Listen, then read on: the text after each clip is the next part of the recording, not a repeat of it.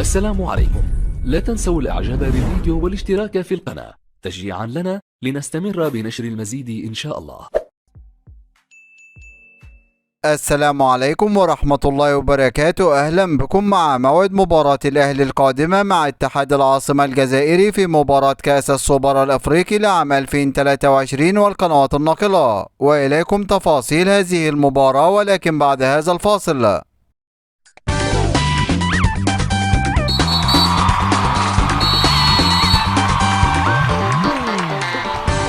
يستعد فريق الأهلي لمواجهة فريق اتحاد العاصمة الجزائري في المباراة القادمة، وذلك في إطار مواجهات مباراة كأس السوبر الأفريقي لعام 2023. ويشارك فريق الأهلي في مباراة السوبر الأفريقي بعد تتويجه ببطولة دوري أبطال أفريقيا لموسم 2023، وذلك بعد فوزه على فريق الوداد الرياض المغربي في المباراة النهائية بمجموع نتيجة مباراتي الذهاب والإياب بنتيجة 3 أهداف مقابل هدف. بينما يشارك فريق اتحاد العاصمة الجزائري في مباراة السوبر الأفريقي بعد تتويجه ببطولة كأس الكونفدرالية الأفريقية لموسم 2023، وذلك بعد تعادله مع فريق يانج أفريكانز التنزاني في المباراة النهائية بنتيجة 2 لكل فريق، ليتوج فريق اتحاد العاصمة الجزائري ببطولة كأس الكونفدرالية الأفريقية بقاعدة احتساب الهدف ب2 خارج الأرض. وسوف تنطلق هذه المباراة يوم الجمعة الموافق 15 سبتمبر 2023